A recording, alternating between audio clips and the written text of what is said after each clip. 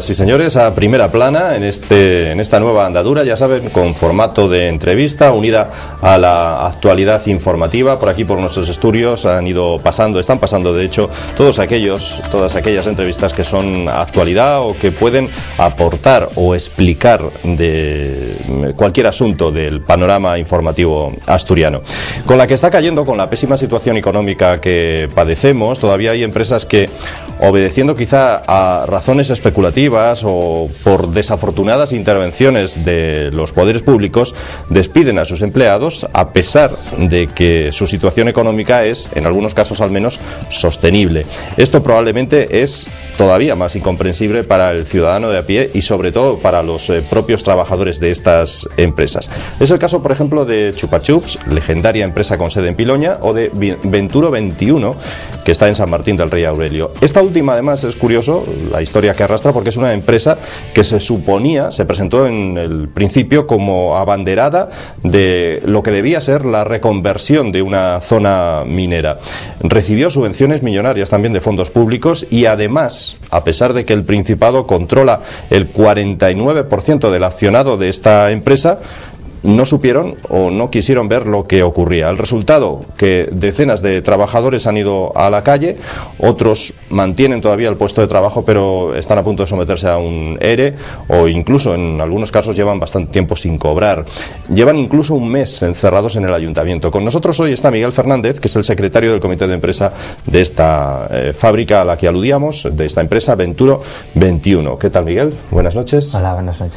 Bueno, cuéntanos un poco, en principio, a qué se dedica la empresa y, si te parece, nos haces un poco de historia de cuándo comienza toda esta odisea que estáis padeciendo.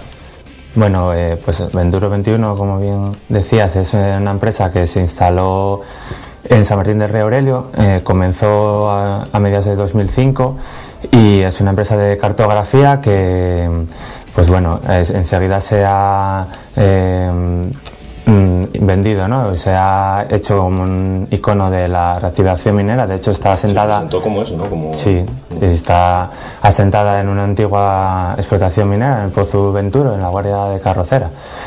Y nada, pues bueno, fue una empresa que recibió ayuda de fondos mineros y está participada en un 49% por sociedades públicas del Principado, ¿no? Y por UNOSA.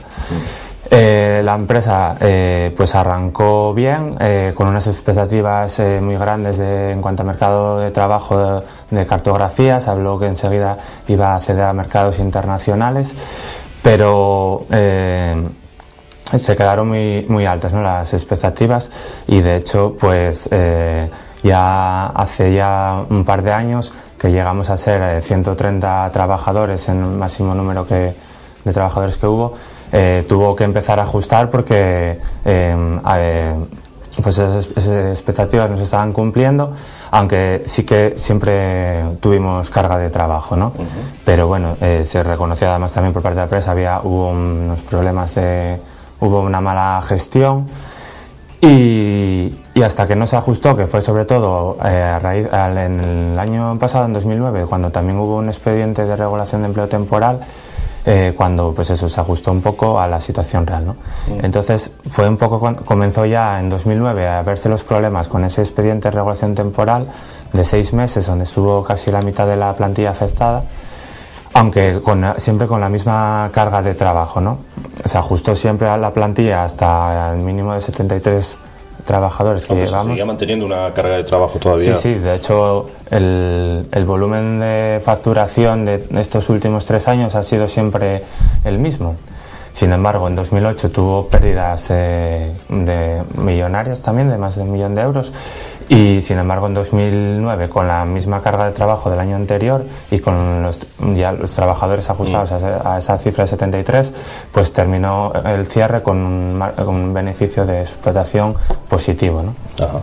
Entonces se demostró que había una mala gestión, porque los trabajadores éramos los mismos y la carga de trabajo seguía siendo la misma.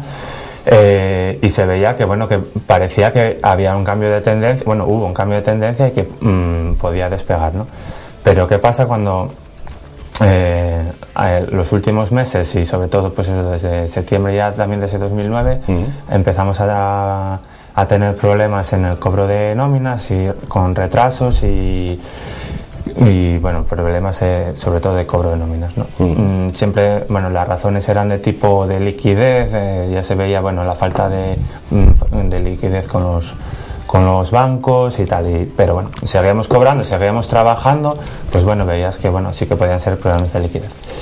Pero pues a partir de comienzos de 2010, de enero, ya se empiezan a acumular ya hasta 2 nóminas sin pagar, y ya se está hablando de la posibilidad de que la cosa pinta mal, ¿no? Empezamos a leer por la prensa extremeña que la otra empresa, digamos, original o matriz de los empresarios extremeños que montaron Venturo 21 cerraba, o vamos, despedía a la mayoría de los empleados a través además de un burofax. El mismo día los avisaban que ya no tendrían que ir a trabajar. Y ya temíais que a vosotros os podía pasar lo mismo. Y ya vimos que podía pasar lo mismo, porque ya nosotros teníamos ya problemas de pago, ¿no? Ya. Y pues eso es un poco lo que ha venido pasando hasta ahora, hasta que también se concreta que la decisión de que va a entrar, o Venturo 21 solicita voluntariamente entrar en concurso de acreedores ante la falta de liquidez, ¿no? Había hecho un par de... En enero de 2009 y en este enero de 2010 hizo 2 reducciones de capital que dejó a la empresa pues en 100.000, poco más de 100.000 euros, que es una cifra muy pequeña para una empresa así, ¿no? Entonces ya vimos que no había intención de seguir apostando económicamente por ella. Entonces pues tratamos de reunirnos con todas las partes, con todos los accionistas de la empresa, que son 4. Vamos, el consejo de administración está formado por 4 personas, que son los 2 empresarios privados, y los otros 2 son los que representan a los accionistas públicos, que son la SRP, Sadim y Sodeco, ¿no? Sí. Entonces, en vista que los privados no nos recibían, tratamos de ir a la parte pública también, que al final es la que tenemos aquí, ¿no? Y debería pues también de luchar por mantener. Y ya fue cuando nos confirmaron que la empresa iría a un concurso de acreedores, que no había otra salida, pero que estaban buscando nuevos inversores privados para seguir, que se hicieran cargo de ese otro 51% y poder reflotar la empresa, ¿no? Pero parece ser que hasta a día de hoy, esto ya fue en marzo más o menos, seguimos esperando por esos inversores privados, que es la garantía de continuidad, y parece ser, vamos, seguimos sin noticias. Entonces estamos temiendo que realmente no aparezca esa parte privada que relance la empresa. Entonces el concurso sigue, y si no aparecen se irá a la liquidación de la empresa, y mientras nosotros ya estamos próximos a recibir, o que se haga efectivo, un expediente en este caso ya de extinción para 67 trabajadores, que es la mayoría, y estamos esperando a que se haga efectivo, porque ya está presentado y todo. ¿Ahora mismo todavía os deben varias nóminas o no? ¿Estáis al día con los cobros o no? No, estuvimos un poco al día al comienzo del concurso, porque sí que había cierta liquidez y el administrador concursal estaba obligado a pagar, pero ahora ya se nos comunicó que junio seguro que ya no íbamos a cobrar ni un día de Venturo, y mayo probablemente tampoco. Entonces, si se hace efectivo el ERE a finales de este mes, pues empezaremos a estar ya también con 2 nóminas pendientes. Bueno, la cuestión principal es de quién es la culpa de la crisis, porque si esa es la razón, como han cerrado otras tantas empresas, bueno, pues es lamentable, pero poco más se puede hacer, ¿no? Vivimos en medio de una crisis económica, pero ¿creéis que es así? ¿Es culpa de la situación económica que vivimos o no? No. Obviamente la crisis actual sí que afecta, pero es que Venturo no ha tenido tiempo a comprobar cuánto iba a afectar la crisis, porque como te decía antes, hasta durante el año 2009 había mantenido un volumen de negocio igual que los años anteriores, 2007 cuando no había crisis, 2008 fue cuando empezó. Entonces el problema de Venturo ha sido un problema de gestión. De hecho, las mayores pérdidas las acumuló en esos primeros años, no en el 2009, que ya era un año donde ya estaba la crisis encima, ¿no? Yeah.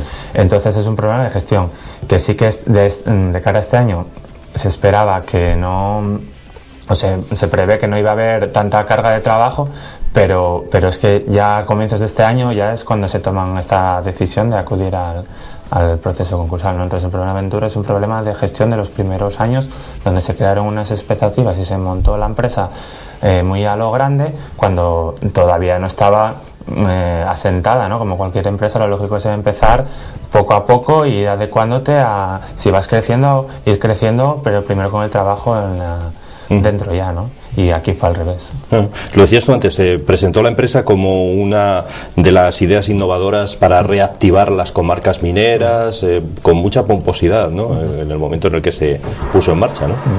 Sí, nosotros eso sí que decimos que es verdad porque la idea es buena. De hecho, nosotros defendemos esto porque la empresa ha funcionado. Los trabajadores hemos tenido siempre trabajo, siempre, todavía todos los años haciendo horas extras al final del año, sobre todo a entrega de pedidos y tal, de trabajos.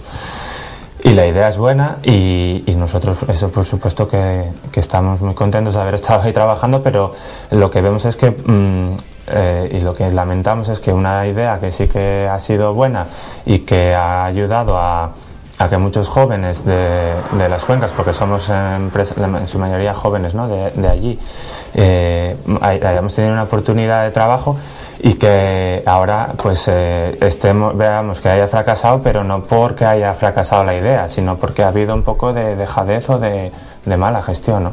Entonces pedimos que se siga apostando por ello porque creemos en que la empresa es viable y que tiene futuro, pero que no puede ser que a la primera dificultad pues vayamos se acabe la idea, ¿no? Se acabe la empresa. El proyecto. La mayoría de los trabajadores son jóvenes, en una zona además en la que si falla esta empresa no hay muchas posibilidades de empleo precisamente, ¿no? Sí, no, y menos de este tipo, ¿no? Yeah. Porque la verdad que es un trabajo también bastante específico, conlleva también una formación. Todos los que estamos ahí entramos con formación por la propia empresa, ¿no? Entonces, si se acaba eso, nos tendremos que dedicar a otra cosa y en otro sitio, porque allí, desde luego que no hay. Bueno, insistes en varias ocasiones, como lo hacen tus compañeros y como se ha dicho incluso por parte de algunos partidos políticos, que hay una mala gestión. ¿Una mala gestión por parte de quién? ¿De la parte privada, de la parte pública? ¿La parte pública no vigiló quizá adecuadamente lo que estaba ocurriendo? ¿O qué creéis que ha pasado? Nosotros creemos que si un consejo de administración está formado por 4 personas, que 2 suman el 49 y 2 el 51, la responsabilidad es del 49 de unos y el 51 de otros, ¿no? De acuerdo que el 51 es mayoría y a nosotros lo que siempre se nos intenta trasladar es que esa mayoría era la que llevaba la gestión diaria, ¿no? Pero el resto sí que tendría algo que decir y que a la hora de las votaciones del Consejo pues también tiene su peso, ¿no? Entonces nosotros vimos que de acuerdo que la gestión diaria es de las manos privadas, pero si también estás aunque no sea para la gestión diaria, pero para las grandes decisiones en el Consejo de Administración, se debería haber visto antes el camino que llevaba la empresa y creemos que se ha actuado demasiado tarde. ¿Y ahora qué os dicen? ¿Habéis conseguido hablar con la parte pública, me decías?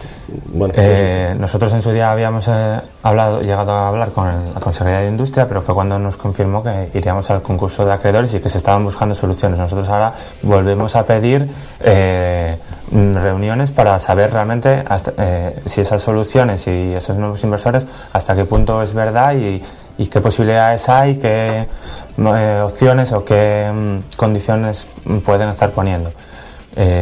Sí que tenemos una reunión nos han confirmado para la semana que viene con Víctor Marroquín, que es uno de los consejeros, que es uno de los que están en el Consejo de Administración, pues a ver también esa reunión que nos dice, ¿no? Y también se nos ofreció públicamente el presidente de UNOSA, porque que es al final quien depende de SADIN, que también está ahí, pues a explicar, y estamos esperando también a ver, pues al final saber de primera mano en qué punto estamos, ¿no?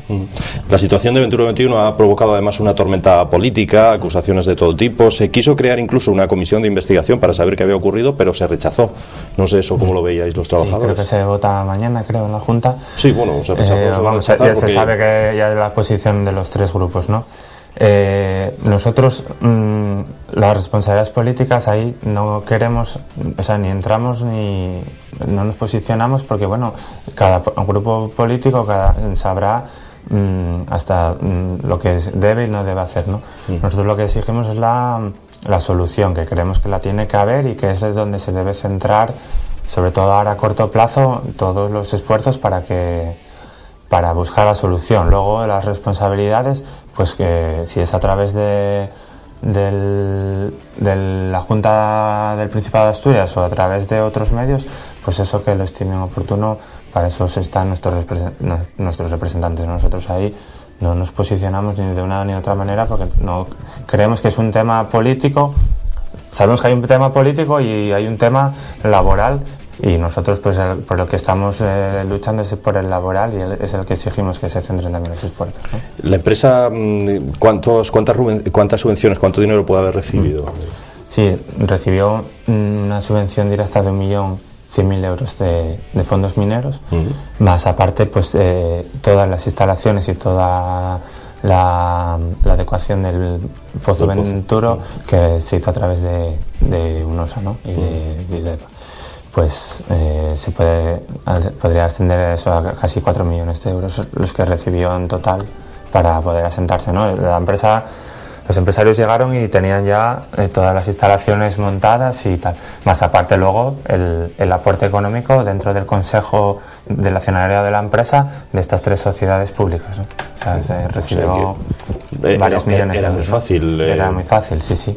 Poner así una empresa, ¿no? Era muy fácil. Nosotros se nos dice que bueno, que es muy difícil asentar empresas o atraer empresas a las cuencas. Nosotros no criticamos todas las facilidades que se hayan dado, porque somos beneficiarios de eso, ¿no? De haber podido estar trabajando ahí, pero lo que sí que no entendemos es cómo con todas esas facilidades pues realmente no se ha controlado que esto no se vaya al garete, por hablar claramente, sí. en 5 años, ¿no? Bueno, eso sería lo que, aunque como bien dices, las valoraciones políticas las dejáis para los partidos políticos, pero sí, eso sería lo que habría que estudiar, exactamente qué ha pasado para que esa parte pública no supiera ver lo que estaba ocurriendo en la empresa, porque asistía a los consejos de administración. Claro, estaban allí, estaban 2 consejeros de 4, ¿no? Que oye, información tenían de primera mano y cierto poder, porque sí que la gestión diaria depende de la mayoría simple, pero hay muchas decisiones que no es una mayoría simple del 51 contra 49. Ahora mismo quedáis, me decías, 70 trabajadores. Sí, 70 trabajadores, sí. Con, me imagino, voluntad de encontrar otro empleo en los casos o de intentar seguir hasta el final. Bueno, nosotros nos gustaría seguir ahí, y es por lo que estamos luchando, ¿no? Seguimos teniendo la esperanza de que esto se resuelva y seguir trabajando ahí, porque bueno, llevamos la mayoría, en muchos casos, desde el comienzo, 4, ya casi 5 años ahí trabajando, y ya teníamos pues la mayoría de nosotros unas ideas y unos planteamientos, y ya pues estábamos asentados ya totalmente, y bueno, pues pensando ya a largo plazo en trabajar ahí, ¿no? Y pues ahora seguimos defendiendo eso, creemos que es lo lógico. ¿Es viable? Porque lo que vosotros hacíais, como decías antes, era cartografía, o sea, me imagino que hacíais mapas, planos, etcétera, para ayuntamientos. Descríbenos un poco qué era más concretamente lo que hace, a lo que se dedica la empresa. Lo digo por si eso es viable, es posible que si llega un nuevo inversor pueda tener una cartera de trabajo o sí, no. A ver, nosotros hay varios departamentos. Hay un departamento de catastro que hace todo tipo de actualizaciones y mantenimiento catastral, que eso es algo que hay trabajo siempre, porque el catastro es algo que se actualiza constantemente, ¿no? Había un departamento de ortofoto también que hacía grandes trabajos a nivel de consejerías, donde hacían pues fotografía aérea básicamente, y eso, hay un plan nacional de ortofotografía aérea que obliga cada 2 años a renovar cada provincia, ¿no? o comunidad. Pues que es un trabajo que son trabajos que todos los años necesitan, o cada poco necesitan mantenimiento, ¿no? Y luego estaba también la parte del apartado internacional, que es donde un poco también hay mayores márgenes de cara a la empresa como beneficios, ¿no? Como pasa en todos los ámbitos empresariales hoy en día. Y ahí está firmado un acuerdo para hacer un trabajo en Angola, en una provincia en la capital, creo que era la capital, de 5 millones de dólares, que es un trabajo muy importante, que hasta ahora ya está firmado desde hace 2 años, y hasta ahora es una también de las cosas que reivindicamos, como ese trabajo está firmado desde hace 2 años, y uno de los viajes institucionales que hizo el gobierno del Principado para abrir mercado, y pues fue un viaje que hubo allí a Angola hace 2 años, conseguir un contrato para Venturo, y no se llegó no se comenzó todavía, ¿no?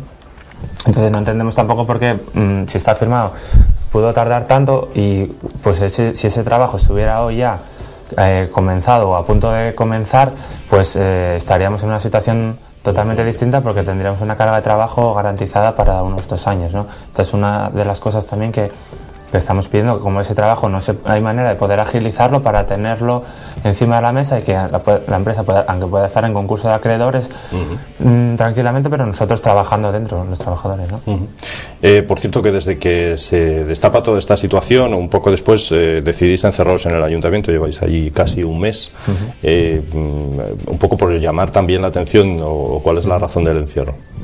Sí, fue cuando ya vimos que estaba planteado el expediente de regulación para la extinción, y por ir viendo que no teníamos ningún tipo de noticia de realmente si estaban se están buscando soluciones y si había posibilidades de que esto saliera adelante, ¿no?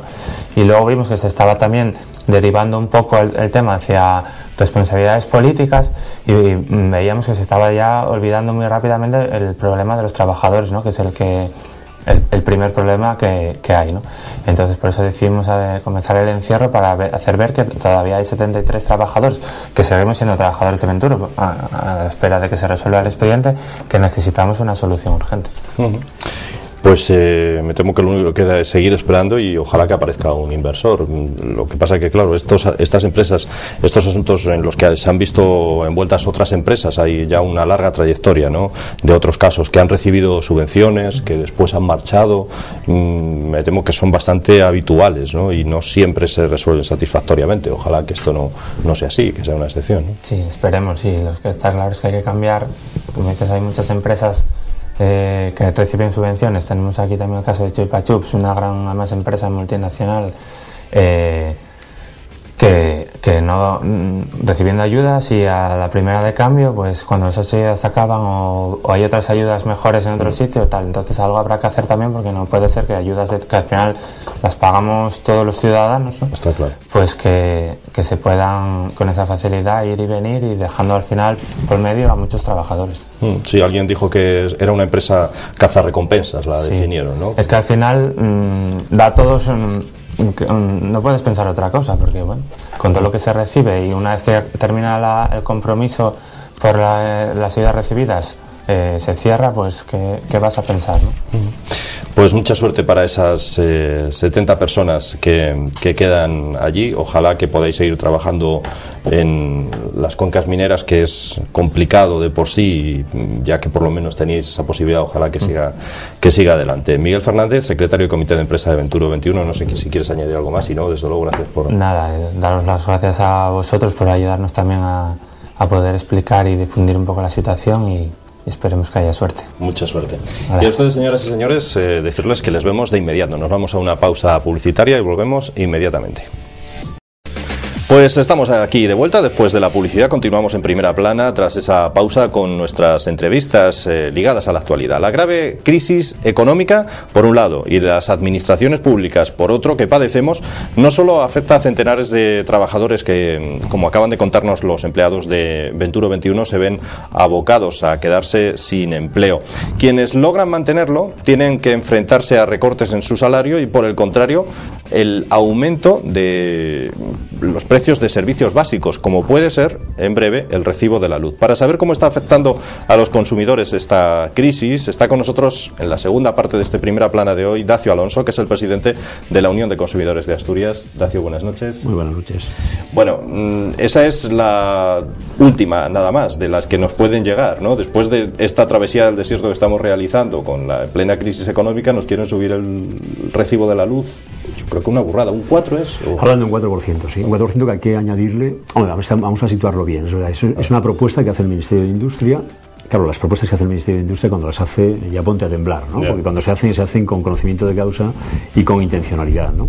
Ha hecho la propuesta, como procede a la Comisión Nacional de Energía, de subir, ahora que corresponde, el recibo de la luz ahora se revisa cada semestre, cada 6 meses, hay legalmente la posibilidad de que se revise, digamos, la tarifa eléctrica, ¿no? Entonces, para el mes de julio, que los próximos días, dentro de unos días, que hay esa previsión de revisión, el Ministerio ha propuesto una subida del 4%, ¿no? No sabemos si al final se va a dar o no, si al final se va a concretar o no se va a concretar. Pero, claro, el tema es que la preocupación en el tema del recibo eléctrico es que también el día 1 de julio cumplimos el primer aniversario de lo que fue un poco el llamado, digamos, liberalización del sector eléctrico, ¿no? Se liberalizaba, es decir, se planteaba por parte del Ministerio que un sector como el eléctrico, que había estado toda la vida regulado, sí, básicamente, el precio de la tarifa también incluido, se plantea una liberalización y presuntamente el objeto de la liberalización es que podamos elegir libremente los consumidores qué compañía eléctrica o qué comercializador eléctrico, a quién le compramos la electricidad. Pues eso hay que decir que ha sido un rotundo fracaso. No ha servido para nada. Absolutamente, porque ha pasado un año. Es verdad que, en fin, y con lo que está cayendo, hablar de mercados es complicado, y que un año tampoco es tiempo suficiente para pensar que haya suficiente madurez en ese mercado eléctrico para que empiecen a aflorar ofertas que los consumidores puedan ser atractivas, ¿no? Pero en este año que casi ha pasado ya, la mejor oferta que en este momento hay en el mercado para un consumidor de electricidad que tenga menos de 10 kilovatios, que es la mayoría de los consumidores domésticos, la mejor oferta que hay en el mercado no supera los 24 euros, digamos, al año. Es decir, ¿quién cambia de compañía eléctrica? ¿Quién se mete en esa aventura por 24 euros al año? No tiene ningún sentido. Y curiosamente se crea lo que se denomina la tarifa de último recurso, que es la tarifa, el precio que fija el gobierno para la tarifa eléctrica. Lo curioso es que esa tarifa de último recurso, o la tarifa eléctrica, en los últimos 2 años ha subido casi ya un 27%. Venimos con subidas consecutivas, con lo cual, claro, en este momento, con lo que está cayendo, con la crisis económica, con la rebaja del sueldo de funcionarios, de pensionistas, no parece razonable que, digamos, se plantee una nueva subida de la tarifa eléctrica, porque sería, en fin, además un sector básico como es la electricidad, ¿no?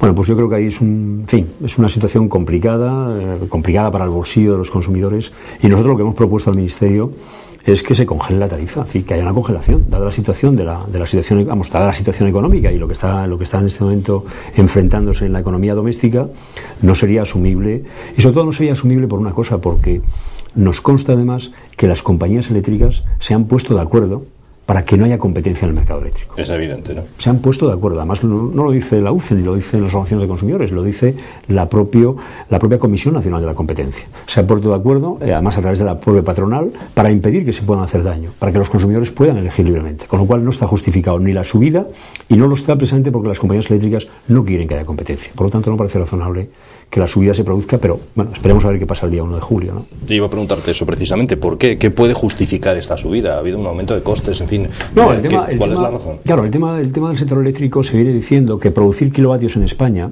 el precio del kilovatio real del coste de producción es mucho mayor que lo que pagan los consumidores en la tarifa. Y ahí tenemos lo que ellos denominan el déficit tarifario, la diferencia entre el coste de producción y lo que se paga por la tarifa. Pero yo creo que ese tema, a mi juicio, no es una verdad del todo. O sea, es decir, hay poca transparencia en el sector eléctrico. Se dio mucho dinero hace años a las compañías eléctricas para que garantizasen la libre competencia, y ahora estamos siempre con este run del tema del déficit eléctrico, y al final siempre estará justificado la subida, y yo creo que a mi juicio no se justifica ese denominado déficit tarifario, y por tanto, y además hay tenemos otra cosa, que uno de los elementos que justifica la subida de la tarifa eléctrica, por razones obvias, es el coste del barril de petróleo, y en este momento está bastante, no es que esté barato, ya, sí, pero digamos, hubo épocas que estuvo mucho más caro y tampoco se justifica, con lo cual yo creo que no se justifica en ningún caso, más allá que no hay que olvidar que las compañías eléctricas es un lobby de poder muy importante y de presión económica, y al final son ellas las que de alguna forma imponen al Ministerio ese tipo de subidas. Para el consumidor, la liberalización de este sector eléctrico ha sido igual que para un fracaso, igual que el sector de las gasolineras, ¿no? Sí, que parecía que podíamos. Ahora que en España está muy de moda que hay que hacer cambios profundos. No se sabe muy bien si los cambios que se plantean hacer, digamos, van a dar buen resultado, pero uno de los déficits que tenemos en España es el tema, digamos, fundamentalmente de la libre competencia. Y eso afecta a los consumidores y al bolsillo de los consumidores. Es decir, para que exista un mercado de cualquier mercado, sectorialmente, lo que tiene que haber es libre competencia, que uno pueda elegir libremente a quién quiere, digamos, comprar la electricidad o el gas, dónde quiere suministrar carburantes, con qué operadora de telefonía quiere contratar. Y a mi juicio, esta es una asignatura pendiente que tenemos en España. Efectivamente, si analizas el mercado de los carburantes, un dato que es curioso. Hoy, el barril de petróleo, que cotiza en el mercado de Londres, el mercado del Brent, el barril de Brent, cuesta $75.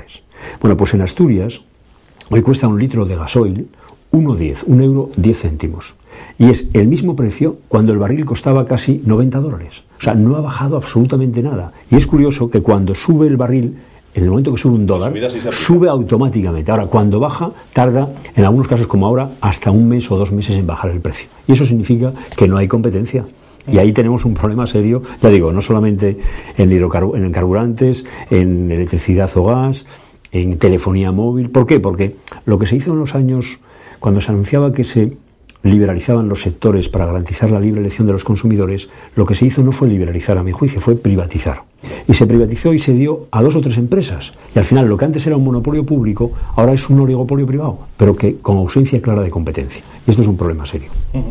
¿Cómo está afectando la crisis a los consumidores? Al igual que ocurre, pues quizá en el terreno laboral, que se pasan por alto muchas otras cosas, muchos otros derechos que antes se tenían, ¿también se nota que la crisis está afectando en esto? Sí. No, mira, creo que hay un diagnóstico que es certero porque tenemos experiencia un poco en esta historia. A mi juicio, uno de los problemas serios que tenemos los consumidores en Asturias y en España es que, digamos, las reclamaciones de los consumidores tienen su origen en que no se cumple la ley, generalmente en que no se cumple la ley.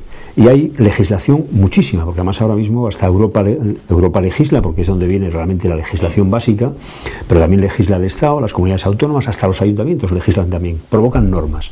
Pero el problema no está en las normas, sino en hacer cumplir las normas.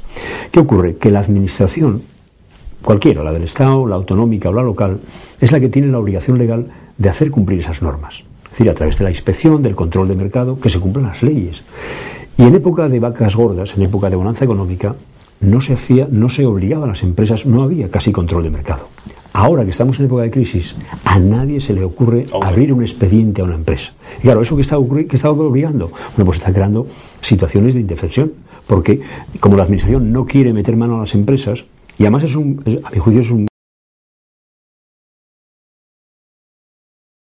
se supone que salir de esta crisis se saldrá, o saldremos si se sale, con aquellas empresas que sean, digamos, que hagan bien las cosas. O sea, porque al final, si la administración mira para otro lado, lo que está permitiendo es que los buenos y los malos hagan lo que les dé la gana. Y eso perjudica notablemente a los ciudadanos. Correcto.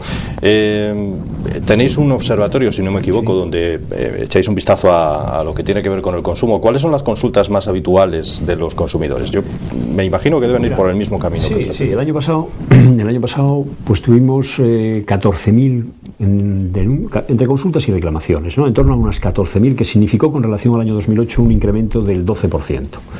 Si buscásemos el hit parade, es decir, dónde está el mayor número de reclamaciones, hombre, sigue estando en un sector que es la telefonía. La telefonía, porque lógicamente ha sido un sector con una explosión tremenda, todo el mundo tiene móvil, y ahí es, digamos, 1 de cada 4 reclamaciones tiene que ver con el sector de las telecomunicaciones. No solamente telefonía móvil, sino también fijo, internet, en fin, todo lo que tiene que ver con la sociedad de la información, digámoslo así. El segundo sector el año pasado de mayor reclamaciones fue las compañías eléctricas, que curiosamente era un sector que nunca había tenido reclamaciones, pero en el momento que se pretendió liberalizar y se cambiaron las reglas de juego, aparece como el sector el segundo sector de mayor número de reclamaciones. Luego tenemos en la vivienda, que la vivienda sigue siendo, a pesar de la crisis ahora mismo inmobiliaria y que no se venden pisos, lógicamente, en la misma medida que se vendían antes, pero sigue siendo un sector de mucha preocupación, porque no olvidemos que una familia, cuando compra una vivienda, es la mayor inversión que hace en su vida, y muchas veces las hace a ciegas, y muchas veces, por qué no decirlo, promotores y constructores se han aprovechado no solamente del precio, sino que han abusado todo lo que han querido de los compradores. Con lo cual, telefonía, eléctricas, vivienda, y luego ya compañías de seguros, los bancos también están aflorando, bancos además con productos financieros también que han sido bastante escandalosos también con lo que han hecho. En fin, ahora mismo en el momento de crisis afloran un poco todos los abusos que se perpetraron un poco en la época de bonanza económica, ¿no? Ya. Hablas, por ejemplo, de reclamaciones de telefonía. ¿Cuáles son las más habituales? ¿Cuál es el problema que tienen los ciudadanos con la telefonía? Hay uno que es el fundamental, que es que las compañías de telefonía tienen la potestad, y como otras, ¿no? Pero también, especialmente las de telefonía, tienen la potestad de que ellos dicen cuánto has usado el teléfono y cuánto es el coste de tu factura. Y tú no tienes mecanismo ninguno para saber si eso que te dicen es verdad o no lo es. Con lo cual quiere decirse que el tema, todo lo que tiene que ver con la facturación, que la gente considera que es más de lo que la ha utilizado, que es, en fin, todo lo que tiene que ver con el pago de factura es un poco la denuncia más importante. Pero si habría que decir cuál es el problema fundamental, es que en este momento todo lo que es contratación con telefonía, no hay un solo contrato físico. O sea, todo es a través de telefonía, a teléfono, se graba. Se supone que te graban tu conversación. Se graba la conversación, pero luego tú no tienes ningún mecanismo de prueba de saber qué es lo que has contratado de verdad, qué tarifa, qué plan concreto. Con lo cual, claro, tienes una situación de indefensión que lo que te diga la compañía aparentemente es palabra de Dios, porque tú no tienes capacidad para contraponer, digamos, ni siquiera tienes el contrato de lo que has firmado. Con lo cual, eso, a mi juicio, es una de las situaciones de mayor inseguridad. Parece que estuviéramos retrocediendo casi, ¿no?, en el tiempo, en los derechos de los consumidores, en lugar de avanzar. Curiosamente avanzamos mucho desde el punto de vista de normas, de tal, incluso de conciencia ciudadana, porque también hay que decir que es verdad que la gente cada vez tenemos, y en época de crisis también es verdad que a la gente le cuesta más, lógicamente, llevar un salario y es más exigente a la hora de exigir sus derechos, pero ¿sabes qué ocurre? Que tenemos un problema serio, que es que tenemos un poco la complicidad, es decir, que la administración no está haciendo sus deberes y eso te deja un poco, digamos, en situación de indefensión. ¿Por qué? Porque al final o vas a un juzgado para poder, digamos, reclamar tu derecho en vía judicial, o en la vía administrativa, o incluso la vía de una figura que tenemos por ahí, que es un poco el arbitraje de consumo, no funciona. Con lo cual, nosotros estamos utilizando ahora mismo la vía judicial porque nos parece, digamos, la mejor. Y comento, decir la vía judicial puede parecer que es costosa y que es lenta.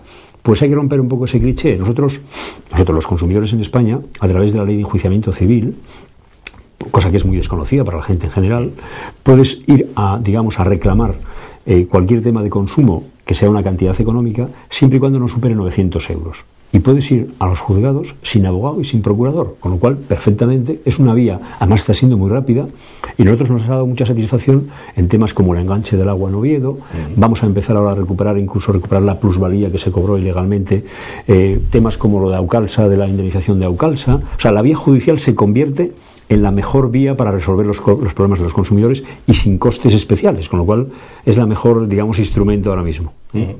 Ya que hablas de algunos de estos asuntos, bueno, por ejemplo, mencionar lo de Aucalsa, todos recordamos aquella situación que vivieron miles de conductores, quedaron atrapados, presentaron reclamaciones. ¿A alguien se le ha devuelto el dinero por el peaje que debió pagar ese día y que no tenía que haber pagado? Bueno. Tuvimos la primera sentencia judicial. Lo que pasa es que, bueno, tenemos un estado judicial, una situación jurídica que es lógicamente garantista en nuestro Estado de Derecho y está reclamada, digamos, a la audiencia. En estos días debe estar al caer la sentencia de la audiencia. Esa sentencia fue peculiar porque fue la primera que obliga a una autopista de peaje a indemnizar en supuesto como el que hablábamos, de efectivamente de atrapar a conductores por una actitud negligente de la propia autopista, que en este caso concreto, pues las personas estuvieron horas y horas en su vehículo con una gran incertidumbre. Y en la sentencia judicial aparecen dos cosas muy interesantes que nosotros pedíamos, ¿no? Por una parte, que se repare el daño en cuanto a daños y perjuicios, es decir, estas personas tuvieron que luego buscar un hotel para alojarse esa noche y demás, bueno, pues que se le pague eso, pero además que se le pague, que se le indemnice los daños morales, es decir, el tiempo que esta gente estuvo en su vehículo sin que nadie de la autopista se acercase ni llevarle una botella de agua, en muchos casos con críos pequeños, con personas mayores, horas y horas. Y bueno, esperemos que esa vía que hemos abierto. Lo que pasa es que también hay que decir una cosa. A veces somos muy dados los asturianos y los españoles en general, pero los asturianos, a protestar mucho, a montar muchas barrilas, pero luego no se concretan reclamaciones. Y es curioso que en el caso este de Aucalsa fueron pues 500 vehículos atrapados y nosotros no llevamos más de 100 reclamaciones, con lo cual, y eso que hemos dicho que es posible y que se ha ganado. Es decir, si se perdiera, entonces bueno, pero he dicho que se ha ganado y sin embargo eso no anima ni tampoco mucho a los ciudadanos, con lo cual a veces es complejo también esas cosas, ¿no? Lo decías antes un poco, esperar sanciones del gobierno, por ejemplo, para la empresa concesionaria de esta autopista de peaje. Esperando. Nosotros también hicimos dos cosas. Dijimos a la gente que se había quedado atrapada, que podíamos ir a la vía judicial para que se le compensase el daño económicamente, e hicimos otra cosa que hacemos habitualmente, que fue presentar una denuncia ante el Ministerio de Fomento para que efectivamente se sancione esa conducta de la gente. Y estamos esperando. Sí se nos ha comunicado que se abrió el expediente, que se calificó como grave la falta de la concesionaria, pero todavía no ha llegado la sanción. Estamos en espera de que esa sanción se notifique, ¿no? Bueno, ¿qué ocurre con el Ayuntamiento de Oviedo? Porque son muchas las cosas que ocurren ahí, ¿no? No, ocurre algo curioso con el Ayuntamiento de Oviedo. Es decir, lo del Ayuntamiento de Oviedo es curioso, ¿no? Es curioso en qué sentido. Yo creo que no hay un solo ayuntamiento en España que ocurra, o al menos la experiencia que nosotros tenemos como organización de consumidores, lo que ha ocurrido con el Ayuntamiento de Oviedo. Y eso, a mi juicio, preocupa, porque ya no es un problema de signo político, no es un problema de Partido Popular, Partido Socialista, no es un problema de quién gobierne, del signo que sea. Nosotros conoces, hay muchos ayuntamientos de diferentes signos políticos. ¿Qué ha pasado en el Ayuntamiento de Oviedo? Bueno, ha ocurrido que durante más de 3 años, cualquier ciudadano de Oviedo que se acercaba a una oficina que se llama OMI, que es una oficina pública, cuya función y naturaleza es ayudar a la gente como consumidor a que presente sus denuncias y sus reclamaciones. Y curiosamente, durante el año 2005, durante el año 2006 y durante el año 2007, todo ciudadano que se acercó a esa oficina a denunciar pues el comportamiento de un promotor al que había comprado un piso o de un establecimiento al que había comprado una prenda, en fin, cualquier cosa, en vez de esperar de esa oficina ayuda y tutela, encontró todo lo contrario. Y lo primero que encontró es que sus denuncias se tiraban a la papelera, pero se tiraban un año, 2 años, 3 años. Eso es muy grave, Nosotros denunciábamos sus conductas diciendo, ya, pero aquí está pasando algo grave, mire. Usted una denuncia podrá tratarla como usted quiera, podrá archivarla, podrá hacer lo que usted considere, pero no contestar a los ciudadanos nada, pues eso es una negligencia absoluta, porque además lo que provocaba era una acción de indefensión, porque si no se te contesta nada, pasan los plazos y no hay nada que hacer. Claro. Bueno, pues al final, después de mucho denunciarlo y que no se nos hiciera ningún caso, tomamos, digamos, pues una vía que en principio tampoco confiábamos mucho, hay que decirlo, y fue presentar una denuncia en la Fiscalía del Tribunal Superior de Justicia. Nos sorprendió que una vez que presentamos la denuncia y se hizo la investigación, que pasaron unos meses, nos vino una notificación ya de la Fiscalía donde se planteaba ya una querella criminal por parte de la Fiscalía contra la responsable política, en este caso de la OMI, y contra el director de la OMI, por presunta, vamos a dejarlo ahí, presunta prevaricación, en la medida que durante 3 años más de 1000 reclamaciones de los ciudadanos se habían tirado literalmente a la papelera. ¿Cómo está ahora el tema? Bueno, la verdad es que he tenido un recorrido largo y en este momento incluso el juzgado que conocía de estos hechos archivó inicialmente la denuncia. Presentamos tanto la Fiscalía como nosotros un recurso y la Audiencia Provincial hace un mes resolvió de que no se podía archivar esa denuncia y instó, en este caso, al juzgado número 1 de lo penal a que de alguna forma ya plantee la posibilidad de abrir juicio oral para juzgar estos hechos porque son muy graves. Y en eso estamos. Y en eso estamos en este momento. Pero curiosamente no solamente nos limitamos al ámbito penal, es decir, en el caso de Oviedo tenemos, digamos, actuación en el ámbito penal, pero tenemos también en el contencioso y en la vía, digamos, civil. Solamente nos falta el religioso y el militar para entrar en todas las vías jurisdiccionales. ¿Qué ocurre con el Ayuntamiento de Oviedo? Porque hay un abanico tremendo. No, fuimos también a la vía contenciosa porque presentábamos denuncias contra los aparcamientos de Oviedo, que a pesar de que fuimos capaces de que se cambiase la ley del aparcamiento y que los aparcamientos que antes cobraban por hora fracción empezasen a cobrar por minutos, pero en Oviedo eso no había calado. En fin, la ley en Oviedo no se aplicaba. Territorio aparte. Fue territorio Comanche. ¿Qué ocurre? Que presentamos el Ayuntamiento de Oviedo archivó esas denuncias porque decía que era un conflicto entre particulares. Y bueno, pues recurrimos eso a la vía contenciosa y la verdad es que he de decirte que yo he visto bastantes sentencias judiciales en vía contenciosa y esta nuestra, que es del juzgado número 3, que ahora mismo también está recurrida, dice una cosa fuertísima y dice que el Ayuntamiento de Oviedo ha conseguido que la ciudad de Oviedo, digamos, los proveedores de bienes y servicios hagan lo que les da la gana porque saben que su ayuntamiento nunca les va a sancionar. Decir eso en una sentencia es fuerte. Entra en esa valoración, ¿no? No, dice, taxativamente dice esto. Dice, la ciudad de Oviedo se ha convertido en refugio de proveedores de servicios y de bienes que hacen lo que les da la gana porque saben que su ayuntamiento nunca les va a sancionar. Lo dice literalmente. Está recurrida y recientemente hemos ganado otra en vía civil donde efectivamente se plantea que los aparcamientos estaban haciendo lo que les daba la gana, les obligó a cambiar las cláusulas. En fin, en esas estamos en una pelea con un Oviedo que la verdad es que nosotros no tenemos ningún interés de meternos con nadie y mucho menos de condenar a nadie. Pero claro, lo que no parece razonable es que una administración local con competencias de protección del consumidor, cuando un ciudadano se acerca a una oficina, le tire esa denuncia a la papelera. Me parece que eso es absolutamente impresentable, ¿no? Por eso volvemos a lo de antes, que parece que en algunos casos estuviéramos retrocediendo en derechos. La sensación que tienen los ciudadanos pues es eso, ¿no? Que no tienen el amparo debido por mucho que se les indica que vayan a denunciar. Vosotros mismos lo recomendáis en muchas ocasiones, que denuncien, que reclamen, pero luego, claro, nos encontramos con... Además es una frustración porque si animas a la gente a reclamar, si animas a la gente a que tenga conciencia de sus derechos, que las reclamaciones además son siempre eficaces porque tienen 2 dimensiones siempre las reclamaciones. Una, porque vas a reclamar lo que es tuyo, que te cuesta mucho trabajo ganar un salario para que luego por abusos de empresas multinacionales se te vaya el dinero abusivamente, e incluso también tiene una dimensión colectiva para que no le pase tampoco a los demás, esa se llama la experiencia. Pero ¿qué ocurre? Que se frustra en la medida de que luego ves que, digamos, cuando vas a la administración a picar a su puerta, pues digamos no se te atiende, o sea, o no se canaliza adecuadamente o no se inspecciona, y eso sí que frustra mucho a la gente, porque efectivamente hay derechos, pero no hay quien haga valer los derechos. No sé si es una percepción particular o no, o es absolutamente real, pero los bancos no parece que últimamente aplican comisiones prácticamente por todo. Quiero decir, ¿no están intentando sanear un poco sus cuentas a costa de sus clientes? Lo de la banca sería un capítulo casi monográfico y especial, porque merecería la pena hablarlo, ¿no? No, es verdad que en este momento, mira, hay un dato que es significativo. Los bancos pasaron, a mi juicio, de ser muy negligentes en la época de la abundancia económica. Hubo muchos sectores, ¿no? Pero la banca, porque lógicamente lo estamos viendo ahora, si falla un sistema financiero, hace crack cualquier sociedad, y mucho más la sociedad de consumo que nos hemos inventado, porque todo estaba apoyado, digamos, en la banca y en el poder financiero, ¿no? Con lo cual son la clave fundamental. Bueno, pues, por poner un dato muy significativo, digo, antes los bancos daban créditos, digamos, a mi juicio, incluso de forma negligente, sin evaluar adecuadamente a sus clientes la solvencia que tenían, si tenían garantías para poder devolverlo, porque ya sabes que ibas a pedir un crédito de vivienda, te daban el 100% o el 120%, y encima te daban un plus por si querías comprarte un coche de paso, ya no te iba a valorar el piso, con lo cual nadie valoraba, en fin, había que hacer dinero, era dinero fácil, todo estaba muy bien, era todo muy seguro. Ahora, curiosamente, estamos en el efecto contrario. Ahora ir a un banco para que te dé un crédito tremendo, acabas dando un abrazo al director del banco y lo que haga falta, pero un dato muy curioso.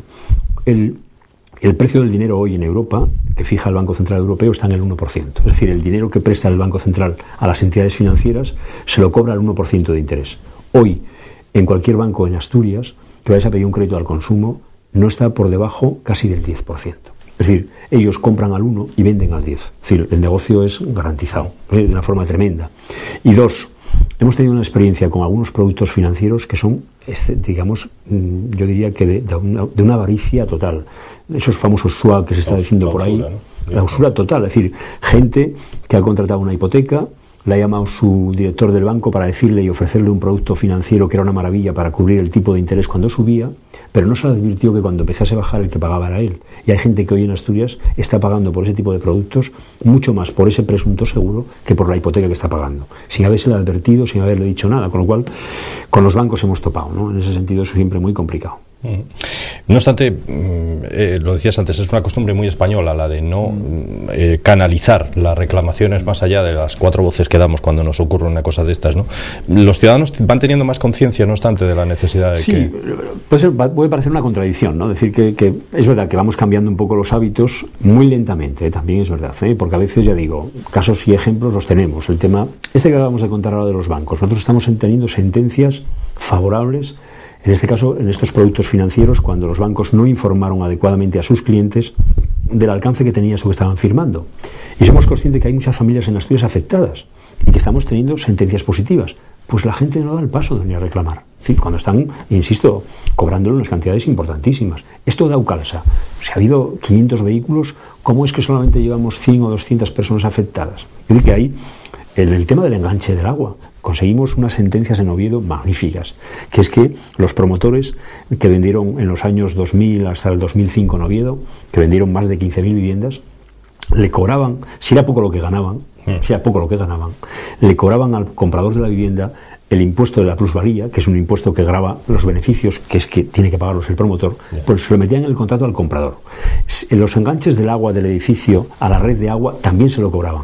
Bueno, ahí conseguimos... Todo eso debía salir del bolsillo del constructor, del promotor. Claro, porque a ti te quieren meter una vivienda que tenga enganche del agua y que tenga los servicios básicos. Y la plusvalía, que es un impuesto que grava el promotor, oiga, pero ¿cómo voy a pagarle a usted la plusvalía si yo no tengo que pagarla? No, pues mire, si usted quiere un piso, o me paga esto, o apártese que el siguiente que viene lo va a pagar. Esta era la dinámica que había. Bueno, pues conseguimos que en el tema del enganche del agua más de 500 personas en Oviedo recuperasen ahora por la vía judicial, digamos, el importe de esa tasa del enganche, que está en torno a unos 300, 400 euros. Es una historia magnífica porque, digamos, por esa vía que yo decía de ir al juzgado cuando es menos de 900 euros, pues hemos conseguido que, ya digo, más de 500 personas en Oviedo que compraron un piso se le devolviera. Bueno, pues afectados había 15.000 y solamente vinieron 500 reclamaciones, nada más de 15.000. O sea, da la impresión, y en una época de crisis, sobre el dinero, ¿no? Que además dices, esto es imposible, ¿no? ¿Y sigue ocurriendo esto, Dacio? ¿Siguen cobrando el enganche, además? No, ahora ya no. Ya conseguimos que se cambiara, ya no lo cobran. Lo que sí te anuncio, y te lo doy un poco así como primicia, es que vamos a conseguir también que devuelvan la plusvalía. que ese es más importante, porque hay cantidades ya mucho más importantes. Ese impuesto de plusvalía que digo, tenía que haberla pagado el promotor, la pagó el promotor a los ayuntamientos, porque las liquidan los ayuntamientos, pero lo que hacía era, en el contrato de compra-venta, se lo repercutía al comprador. Y ahí estamos hablando de 900 euros, 1.500, 1.600, son cantidades ya importantes. Y ya tenemos sentencias judiciales firmes que posibilitan ya abrir una puerta a la reclamación. Y ahí estaríamos hablando, date cuenta del dato que te voy a dar, que habría unas 100.000 personas en Asturias afectadas por esa devolución. Si quieres, dentro de un tiempo vuelvo y ya te diré cuántos son los que, de las 100.000, cuántos han venido a reclamar los 1.000 y pico euros que les corresponde que le devuelva a su promotor porque se lo cobró de forma ilegal. Ya veremos a ver. En fin, se nos acaba el tiempo, Dacio.